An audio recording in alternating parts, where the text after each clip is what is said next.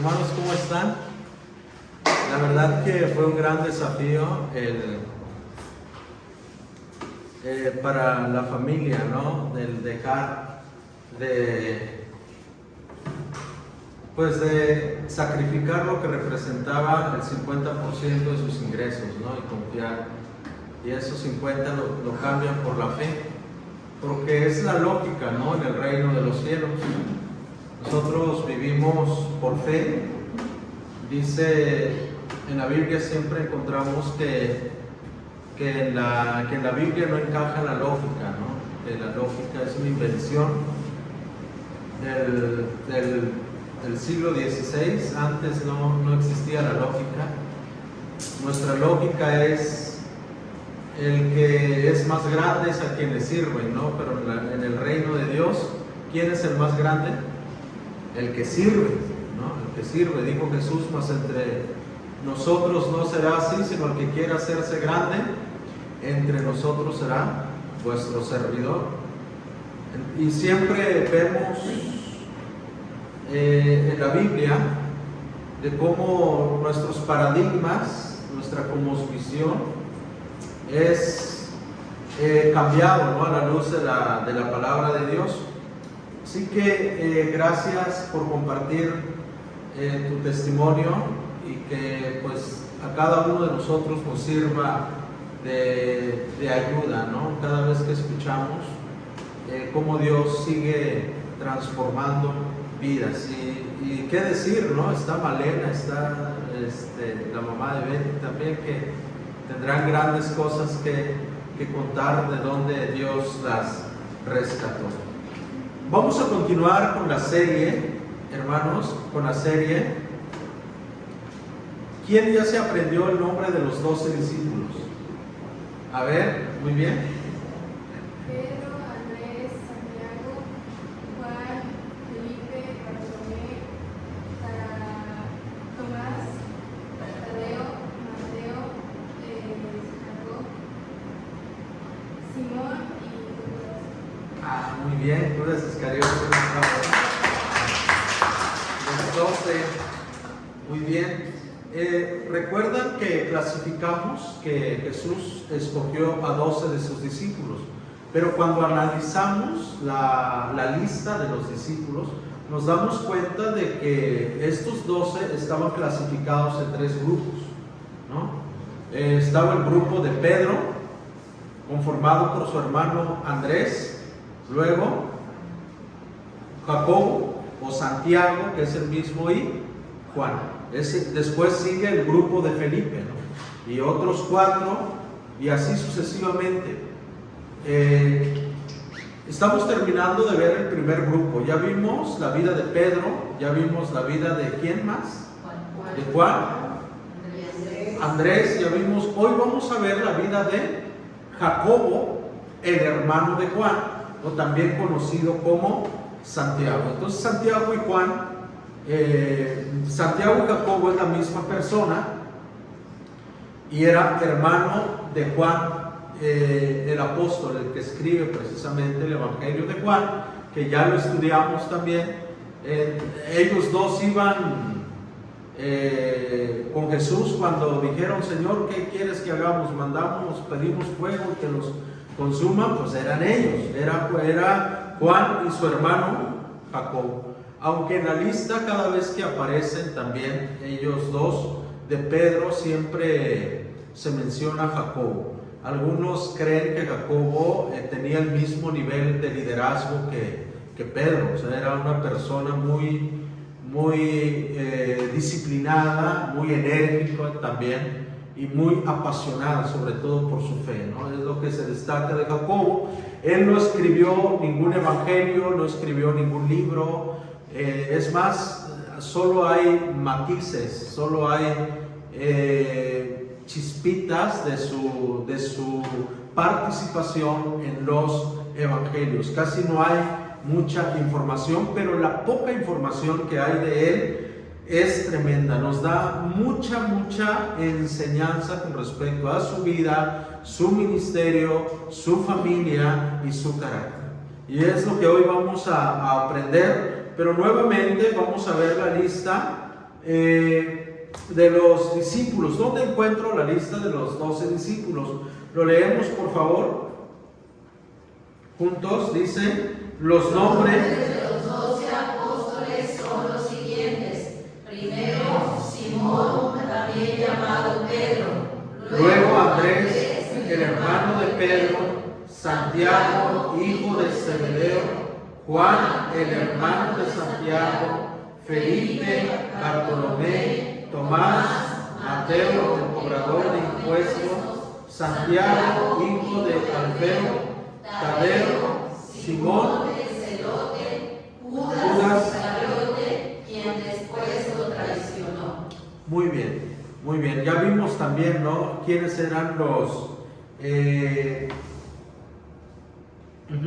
los celotes en aquella época. Entonces, hoy vamos a meditar sobre la vida de Jacobo, que es el último personaje para cerrar con el grupo que lideraba el apóstol Pedro. El llamamiento, ¿cómo fue el llamamiento? Estábamos estudiando el llamamiento de cada personaje. ¿Sí se acuerdan que ellos primero tuvieron un encuentro con Jesús? Pasó tiempo, algunos meses, probablemente algunos años. Después Jesús los encuentra junto al lago y los llama ya de tiempo completo para trabajar o para estar con él, ¿no? Entonces dice la palabra en Mateo 4, 21 al 22, dice: un poco más adelante por la orilla vio a otros dos hermanos, Santiago y Juan, o sea, Jacobo y Juan, sentados en una barca junto a su padre Zebedeo, reparando las redes. También los llamó para que lo siguieran. Ellos, dejando atrás la barca y a su padre, lo siguieron de inmediato, ¿no? Entonces estamos viendo que Jacobo, su llamamiento fue juntamente con el de su hermano Juan.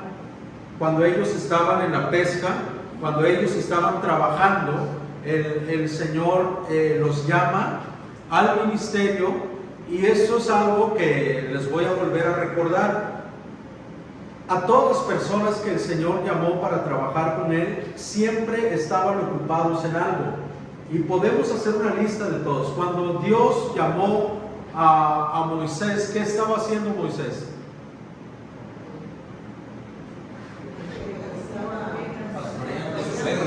Estaba con su suegro pastoreando.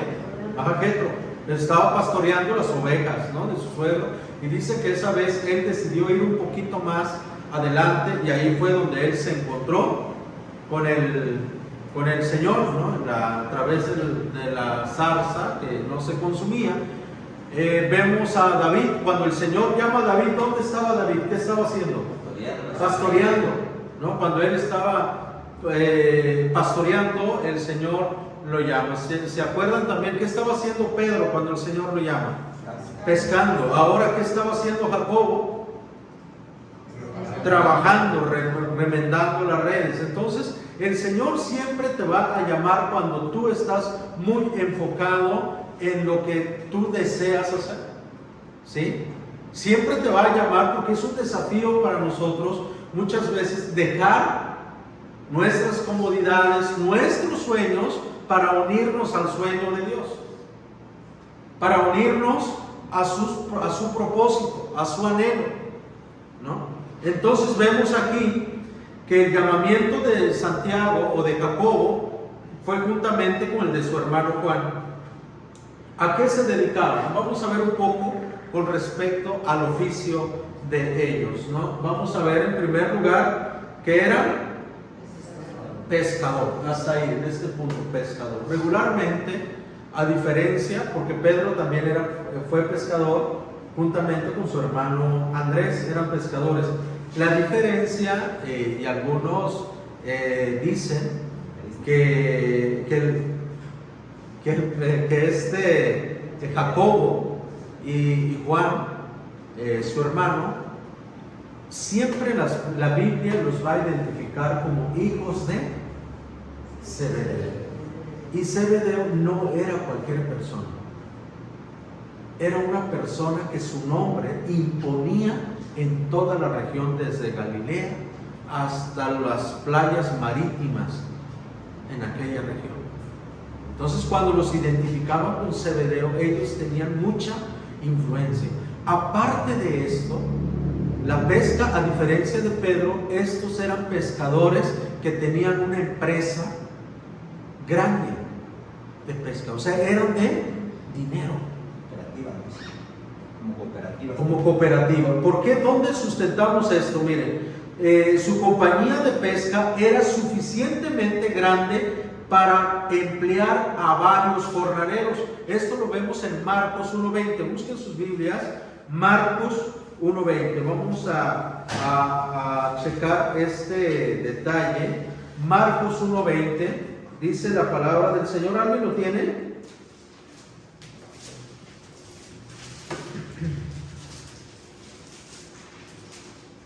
Los llamó de inmediato y ellos también los siguieron, dejando a su padre Zebedeo en la barca con los hombres contratados. Ok, entonces ellos empleaban a personas, o sea, su trabajo les redituaba como para contratar a otras personas. ¿Y saben por qué? ¿Se acuerdan cuando Jesús estaba en la cruz y enfrente de él estaba Juan y estaba su madre María? ¿Se acuerdan qué le dijo Jesús a su madre? Madre, he aquí tu hijo. ¿Y a Juan qué le dice? He aquí tu madre. ¿Qué estaba haciendo Jesús? Lo que Jesús estaba diciendo no es lo que muchas veces los católicos piensan y dicen, es que por eso tenemos que llamar a María madre, porque Jesús le dijo a Juan, he aquí tu madre. No.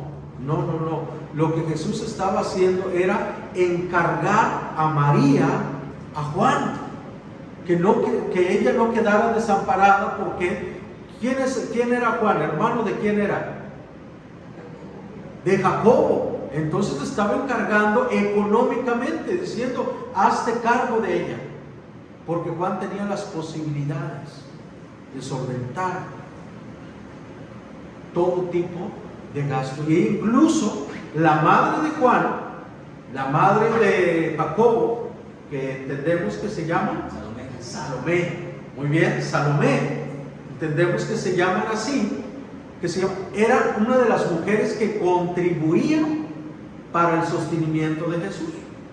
Eso lo encontramos en Marcos también. Nos dicen que eran algunas mujeres que sostenían el ministerio de Jesús. Muchas personas se preguntarán, ¿y cómo es que comió Jesús si él anduvo predicando aquí en la tierra? Él fue hijo de Dios y, como dice la palabra, no se aferró a ser igual a Dios. ¿Qué quiere decir también? Que él no abusó del poder que tenía. O sea, él podía convertir la roca en pepitas de oro y decir, no, aquí está, Pedro, un tanto para ti, para que salgas a predicar y no andes pidiendo a la gente mezquina que luego pone gente cara para darte. Evítate eso, mira, aquí está el dinero, ¿no? Aquí están para que coman, ¿no? Jesús, aún siendo Dios, padeció hambre, padeció también carencias que muchas personas viven y aprendió a vivir también como muchos de nosotros por fe. Por eso Marcos dice que estaba María y otras mujeres que contribuían para el sostenimiento de Jesús y de sus discípulos, ¿sí? Por eso es que tenían un tesorero. ¿Y ese tesorero quién era?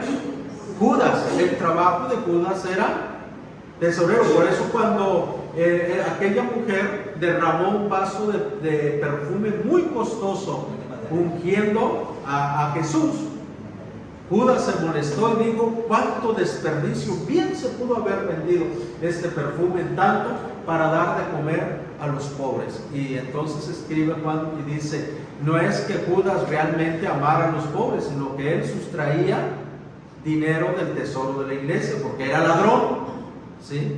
Porque su motivo de seguir a Jesús nunca fue por fe, siempre fue por ambición. Judas, acuérdense que al principio de esta serie se dijo pues que era un revolucionario, ¿no? Tenía esa mentalidad. Bueno, continuamos entonces. Su oficio era pescador. su compañía de pesca era suficientemente grande, bueno, no de él, de su padre, ¿no? Para emplear a varios jornaleros. Y esto lo vemos aquí en Marcos. Cuando Jesús lo llama, él deja a su papá y deja a los trabajadores con él. ¿Qué aprendemos de esto? ¿Hay una enseñanza en esto? Claro que sí, para nosotros, ¿no? ¿Qué aprendemos de Jacobo? Que su comodidad no fue impedimento para seguir a Jesús. Él bien pudo haberse quedado ahí con su padre diciendo, pues aquí con mi papá tengo, ¿no?, para comer, y todavía me doy unos lujos por el medio en el cual él se movía. Sin embargo, en ese momento seguir a Jesús pues era prácticamente rechazar a toda su influencia social, porque su padre codeaba con los sacerdotes, con los altos líderes, y ahorita lo vamos a ver. Incluso Juan tenía mucha influencia en el medio religioso en aquel entonces. Y a este Jacobo, al momento de dejar su red, dejar el trabajo con su padre, no le importó su comodidad ni su medio con tal de seguir a Jesús. Dispuesto a padecer, dispuesto a sufrir y dispuesto a ser rechazado por causa del Evangelio. Y esto es lo que nosotros encontramos en Jacobo. Ahora vamos a conocer, ya vimos su oficio, ¿no? Trabajaba con su padre, pero ¿qué hay de su familia? Vamos a ver un poco de su familia. Provenía de una familia acomodada y con influencia, y con mucha influencia. Vamos a ver Juan 18, busquen en sus Biblias, Juan 18, Juan 18, 15 y 16.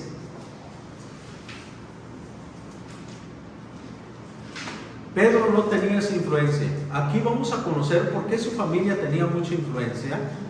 ¿Alguien lo puede leer, por favor, 15 y 16?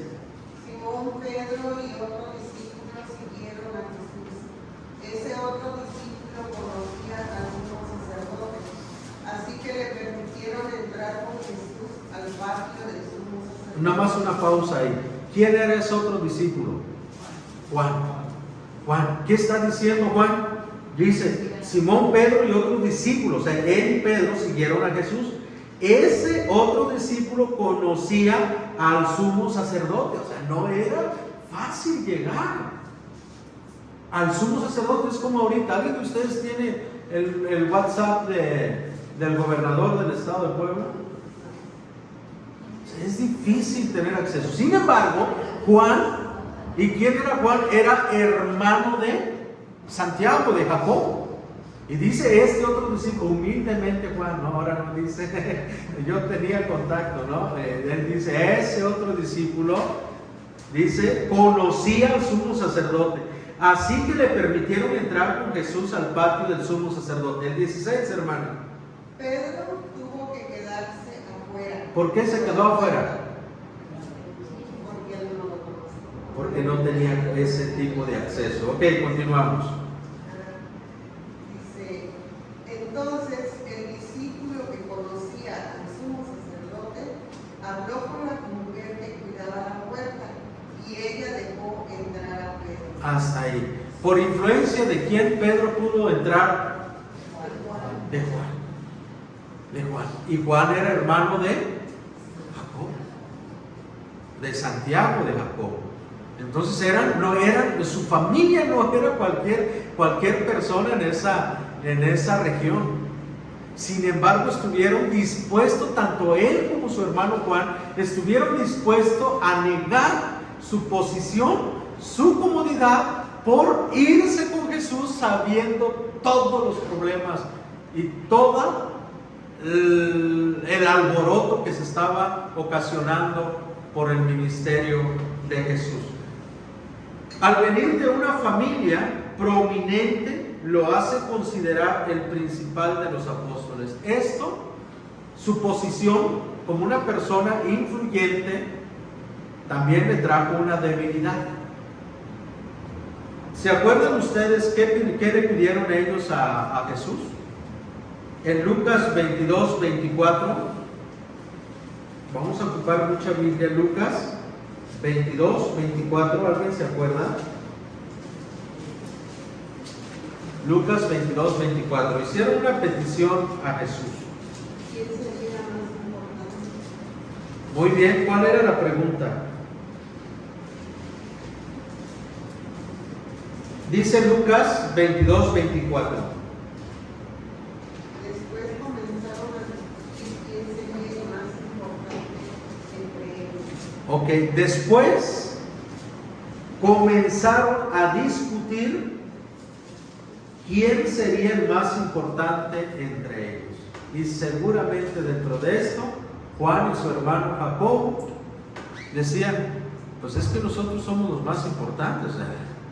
¿Cómo tú, Pedro, dices ser el más importante entre nosotros? Nosotros venimos de una familia de clase, y discutían, al grado que Mateo dice que ellos, influenciados por o influenciaron a su mamá para ir con Jesús. ¿Y qué petición le hizo la madre a Jesús? ¿Sí se acuerdan? Le dijo, Señor, cuando tú llegues a gobernar, deja que uno de mis hijos se siente a tu derecha y el otro a tu izquierda. Porque se sentían importantes. Creían que ellos iban a estar en el segundo mando de Jesús.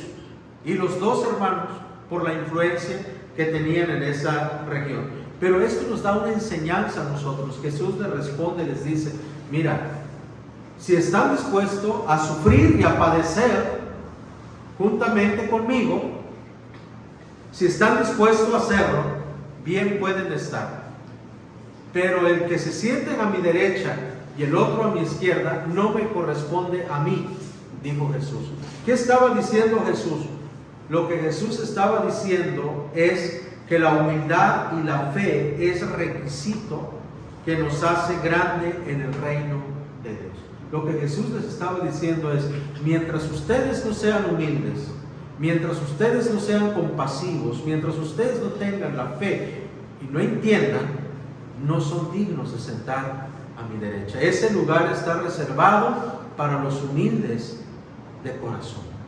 Y entonces Jesús, un poco antes, toma a los niños y le dice que no sea como un niño, no puede heredar el reino de Dios, y empieza a hablar de la humildad, y estos hablan de la grandeza, ¿no? Y Jesús los tiene que sentar y les dice, mientras no entiendan el papel de la humildad, no serán dignos de estar a mi lado.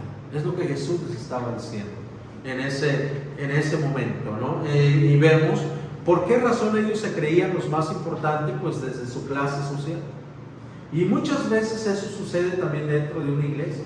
A veces porque nuestro apellido suena, ¿no? Y pensamos que por ese apellido que traemos somos más importantes que los demás. O porque nuestra familia tiene una historia muy impactante en nuestro lugar de origen, nos sentimos superior a los demás, cuando no es así. El requisito que Jesús le estaba pidiendo para ocupar un lugar de honor era humildad. Era la humildad. Y seguramente a ellos les costaba cierta humildad por su formación. Ni se diga de Mateo, cobrador de impuestos. Y así Jesús tuvo que trabajar, que pulir a cada uno de sus discípulos. ¿Se acuerdan cuando les expliqué cómo estaba conformado el equipo de Jesús, los 12 discípulos? Habían personas con mente revolucionaria, como eran los celotes, como era Judas, y estaban los celotes, que era un grupo de terroristas en aquella época, y Jesús lo integró. Entonces, y estaba Mateo, el odiado por todo el pueblo judío por traición a la patria.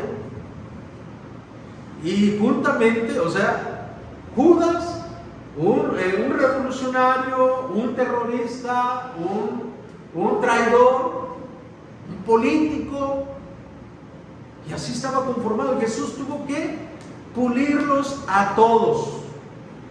Tuvo que trabajar en cada uno de ellos hasta formar el carácter de ellos. Así también nosotros, y así también en una iglesia. Cada uno de nosotros venimos con daños distintos, con pensamientos distintos, con formación distinta. A algunos les gusta el pozole, a otros lo detestan, otros no quieren nada con las carnitas, otros lo desean. Entonces hay una variedad. Algunos crecieron con padres, otros crecieron sin padres, y por eso muchas veces no comprendemos a nuestro prójimo. Y nos es muy fácil señalar, es muy fácil juzgar. Como ayer en la iglesia, por primera vez tuvimos la celebración de unos 15 años en la iglesia. Entonces, terminando la comida, nos fuimos a la casa terminando lo que fue acción de gracias, la ceremonia, nos fuimos a la casa de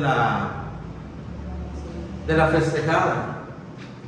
Y pues habían unas músicas que nosotros en nuestro lenguaje llamamos secular, música secular.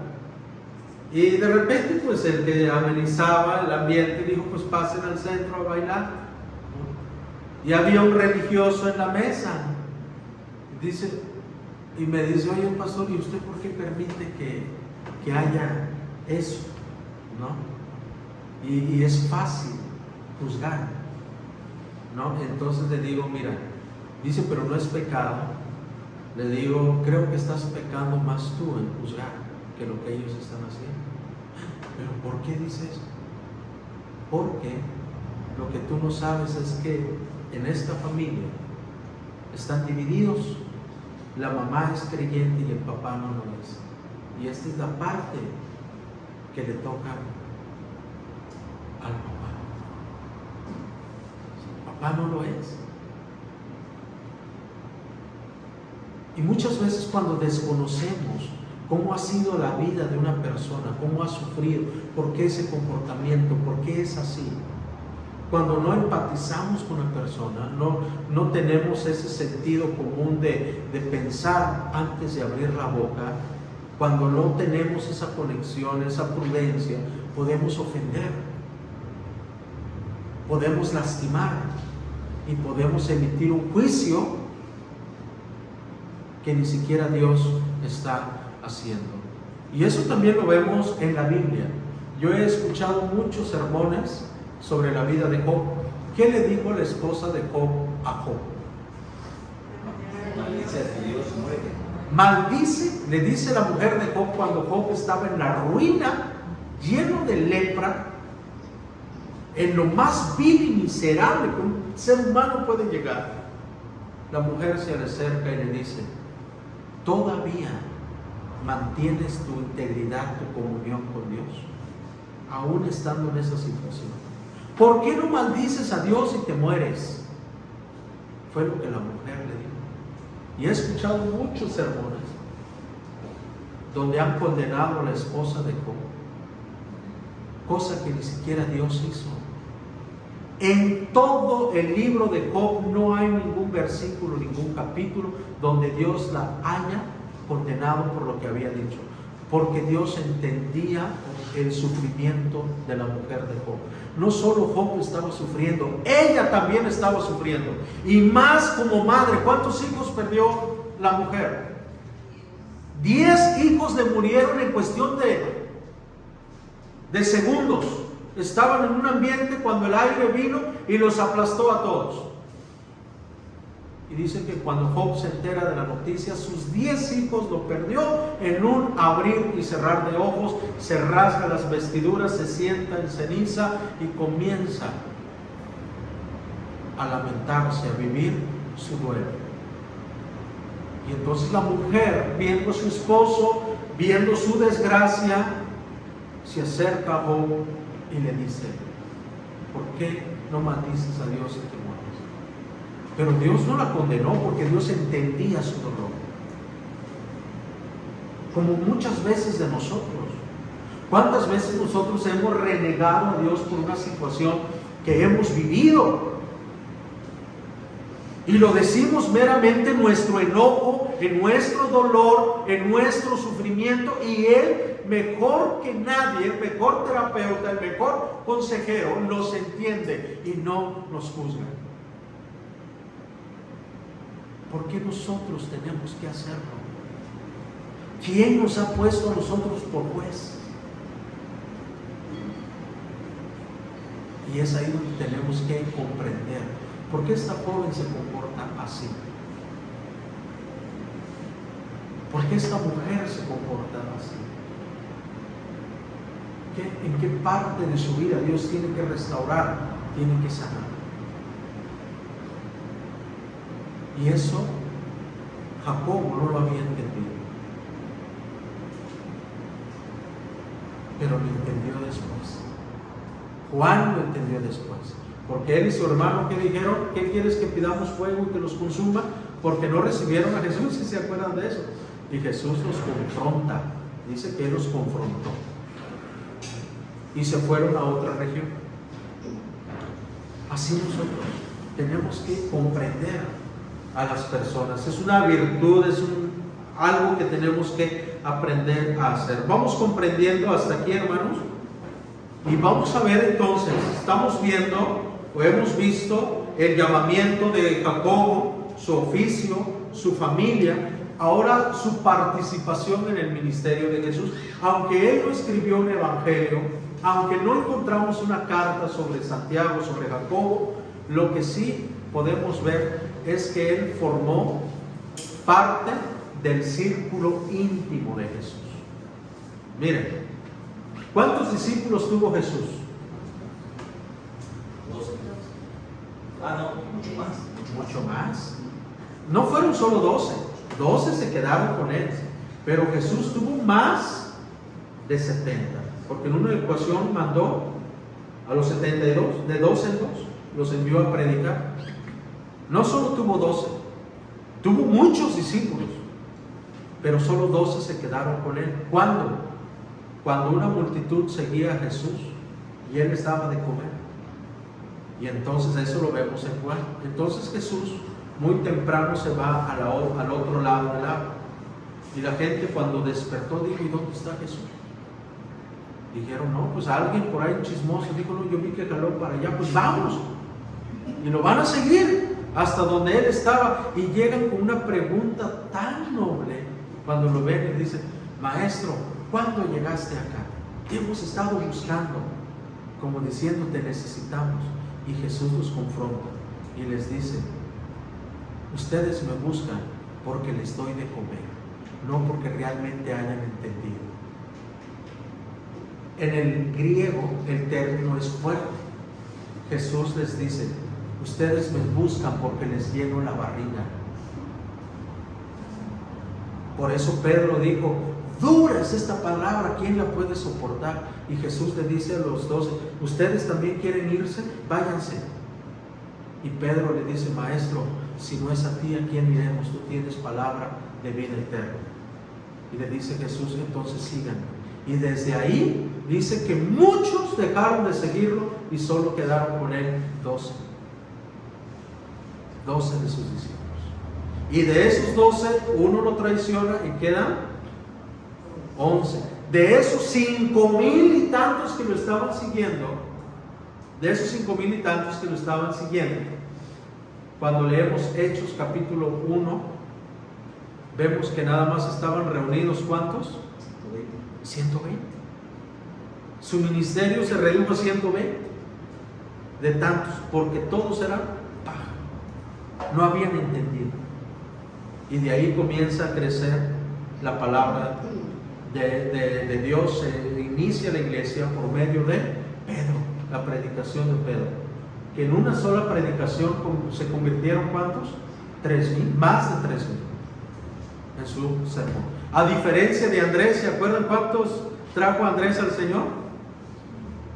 De uno en uno, él trajo a Pedro, y es que así es, hermanos. Probablemente tú vas a traer a una persona, pero no sabes si esa persona va a traer multitudes al Señor. La persona que me acercó a la palabra de Dios, probablemente fue el único fruto de ella. Y así ustedes.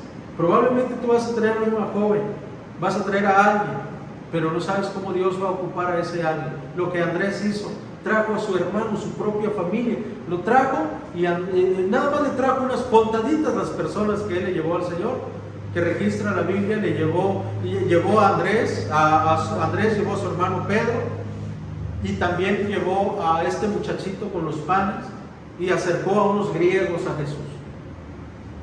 No vemos mucha multitud. Él no trabajó con multitud, pero trajo a un grande que fue Pedro. Y en Pedro se convirtieron multitudes. Probablemente tú simplemente seas el puente para que esa persona traiga multitudes al Señor. ¿Vamos comprendiendo? Ok, entonces vamos entendiendo aquí la participación de Santiago o de Jacobo en el ministerio. Les decía que él de los 12, aunque eran 12, Jesús tuvo a 3 íntimos. 3 íntimos, 3 con los que él convivía. ¿Saben quiénes eran estos 3? El primero era Pedro, Juan y Jacobo.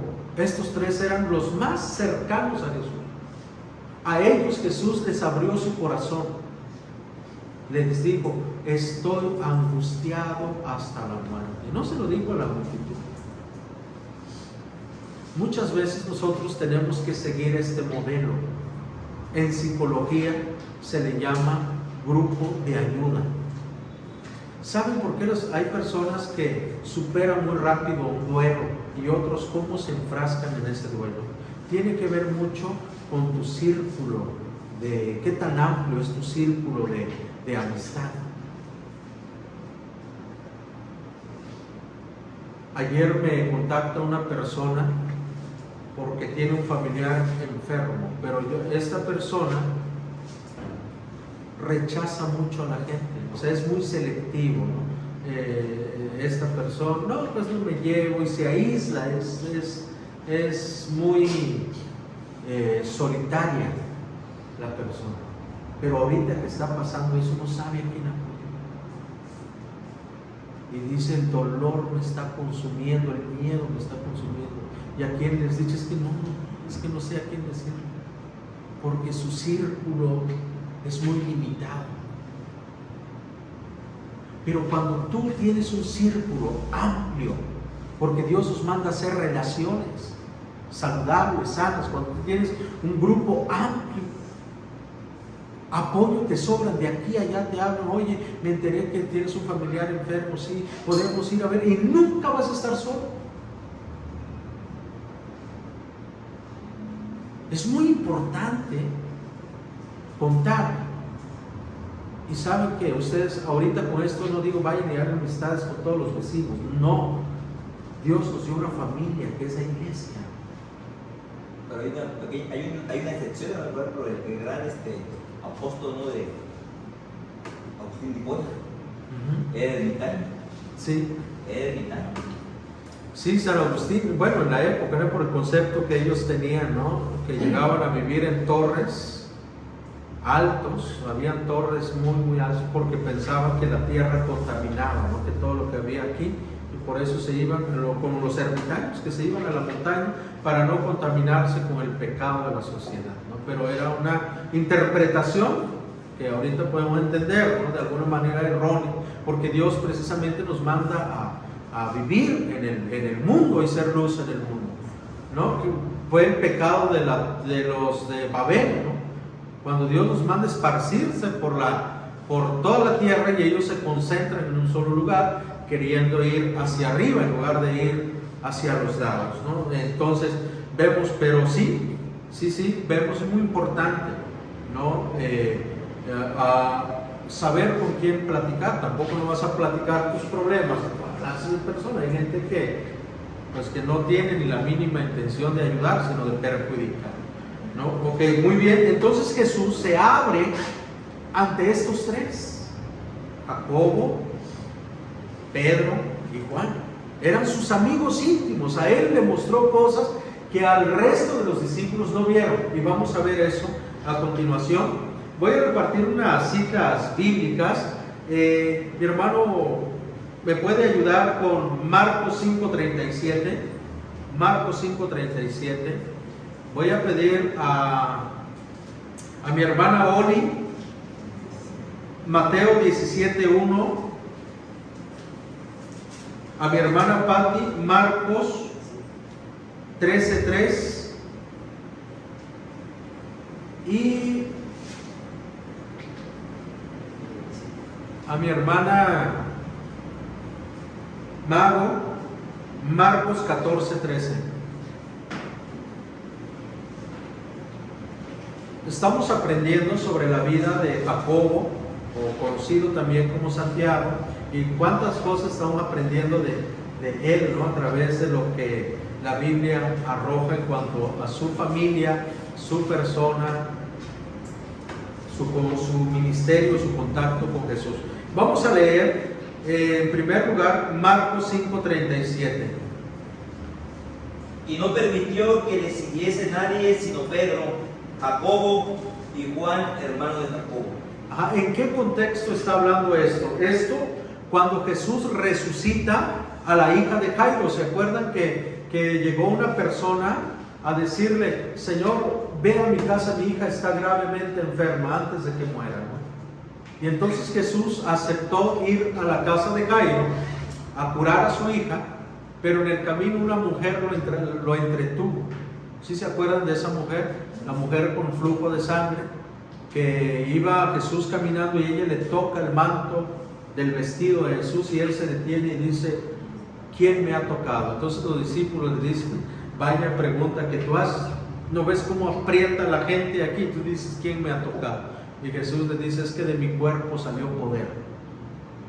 Y entonces él, mirándose alrededor, ve a la mujer, y la mujer no pudo ocultarse, y le dice la Biblia que ella le cuenta todo. ¿Cuánto tiempo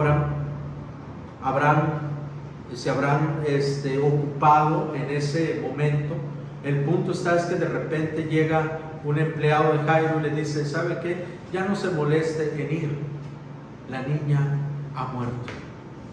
Entonces Jesús le dijo: no teman, solamente tengan fe. Y cuando él llega a la casa de Jairo, dice que un alboroto estaba llorando, ¿no? Estaban llorando. Y Jesús le dice: ¿por qué lloran? Y ya le dice: pues, ¿qué preguntas haces, no? De repente Jesús, o sea, ¿qué tipo de preguntas? ¿Ves que la niña murió? Y Jesús le dice: no está muerta, solo duerme. Entonces dice la Biblia, lo que acaba de leer nuestro hermano, que él no permitió que nadie más entrara con él, sino que ¿a quién llevó? Sino a tres: Jacobo, Pedro y Juan. Y estos tres presenciaron la resurrección de la niña, un privilegio que mucha gente no tuvo. Y Jesús le dice: Talita cumi, que significa: niña, a ti te digo, levántate. Y la niña se levantó. Muy bien, estamos casi terminando. Entonces vemos cómo él formaba parte del círculo íntimo de Jesús. Y luego, Mateo 17:1.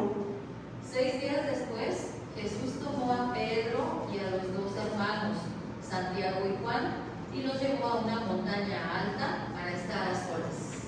Efectivamente, otra vez estaban los 12, pero Jesús deja a los demás y se lleva a Santiago, o sea, Jacobo, Pedro y Juan, y ahí él se transforma en la transfiguración.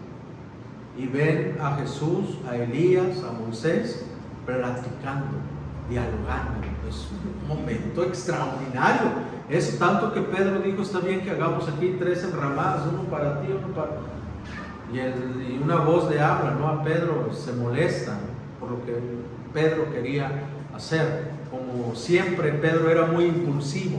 Es lo que vimos de él, que él casi no piensa, él habla, después piensa, ¿no? Después razona en lo que dice. Y fue otra vez otra metida de pata de Pedro en esta situación. Lo único que alcanzó fue un regaño, una exhortación, ¿no? Como en muchas ocasiones sucede. Y pues de pasada, pues también a Jacobo y a Juan no lo regañan por causa de Pedro. Pero el punto aquí es que Jacobo presenció eventos que muchos no tuvieron el privilegio de presenciar. En Marcos 13:3, ¿a quién le tocó?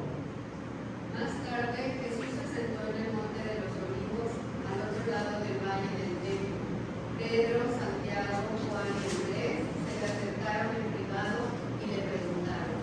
Ok, miren, estos tuvieron el privilegio de tener una plática en privado con Jesús.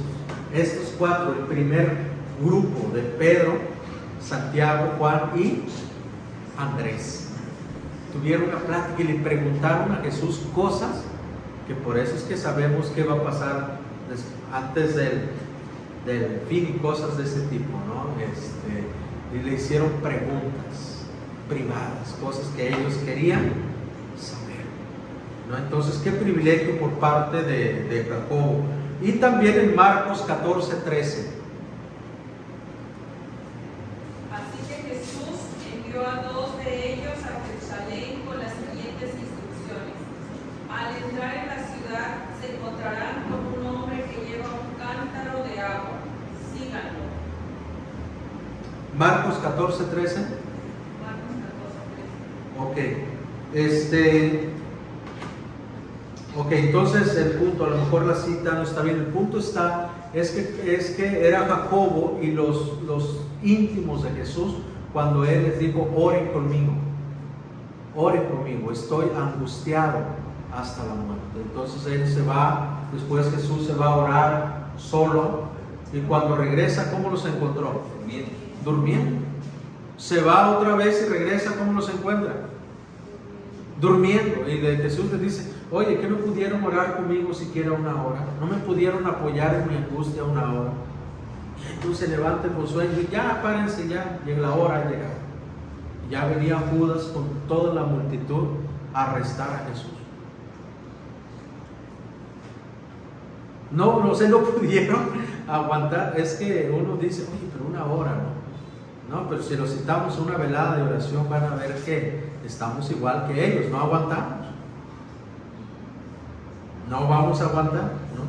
Muy bien, entonces su participación en el ministerio con Cristo es muy, muy evidente y es muy importante. Todo lo que él vivió, presenció, que muchos discípulos no tuvieron la oportunidad de tener. Ahora bien, viene un momento muy triste. ¿Cómo murió Jacobo? ¿Cómo murió Santiago?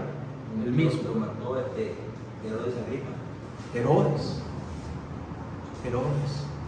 Fue el primer mártir del Evangelio de los apóstoles que quedaron. Y eso está en Hechos 12, 1 y 2. ¿Alguien? ¿Podemos buscar Hechos? Por favor, 12. Hechos.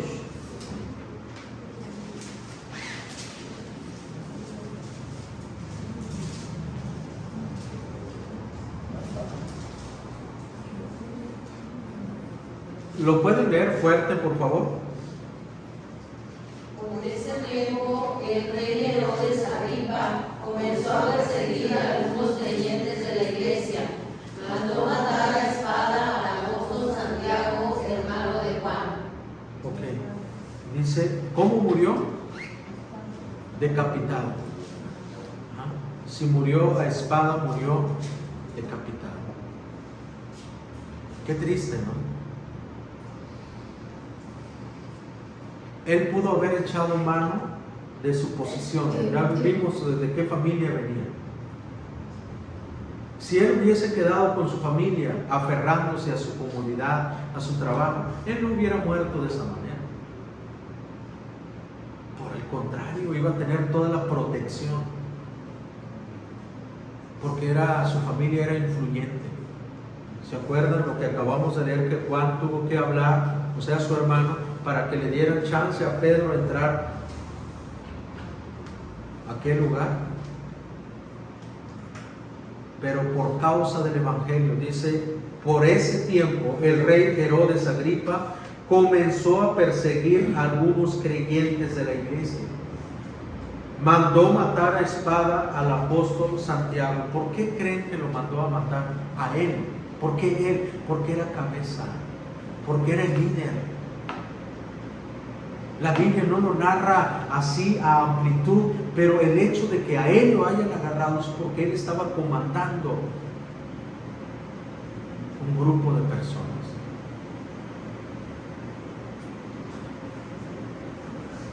Por eso es que a mí, de manera personal, yo ya te expuse la vida de Santiago, conocido también como Jacobo, y juntos hemos aprendido sobre su vida.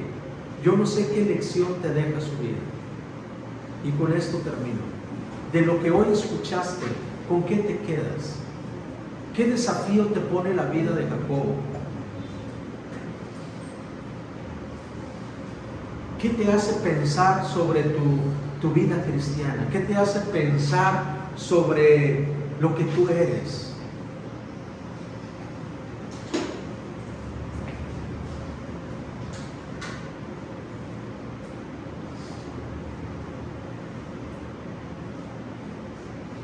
¿A dónde te lleva su vida?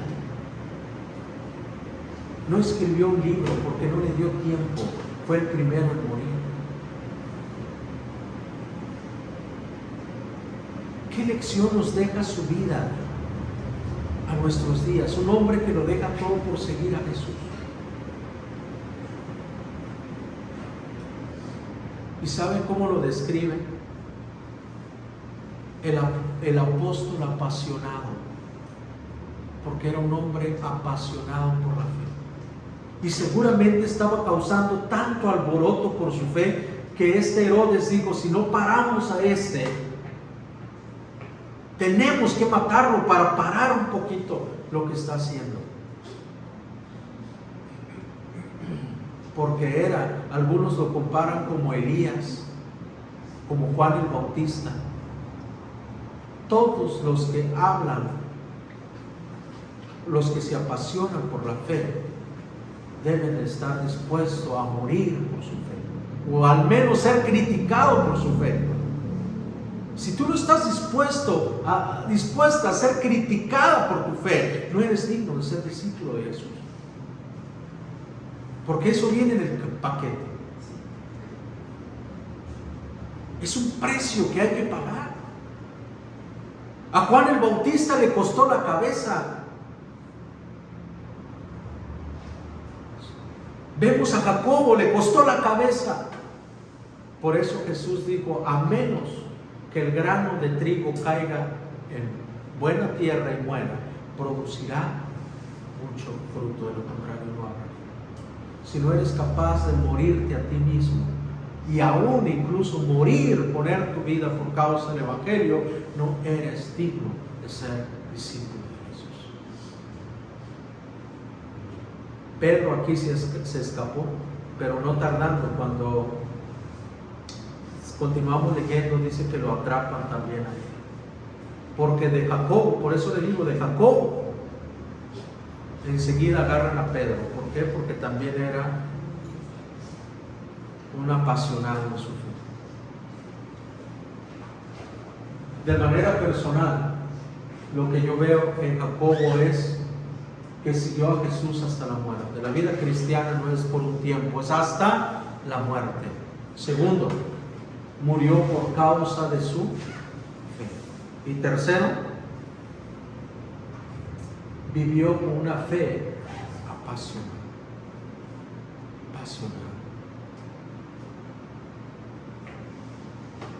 Yo no sé qué enseñanza a ti te deja en particular, pero solo puse esos tres, pero a mí me desafió en muchas cosas. Y yo los invito a que nos pongamos de pie. Vamos a orar pidiéndole a Dios de su dirección. Dios eterno, Padre celestial, gracias porque nos permites aprender de tus discípulos. Hemos terminado, Señor, con la vida de tu siervo Pedro, de Juan, de Andrés, ahora de Jacob. Señor, permítenos seguir aprendiendo y siendo desafiados por ti. Desafía nuestra fe. Sácanos de nuestra comodidad, así como estos discípulos lo dejaron todo por seguirte. Ayúdanos, Padre, a poder ser desafiados de igual manera en Cristo Jesús. Amén y amén.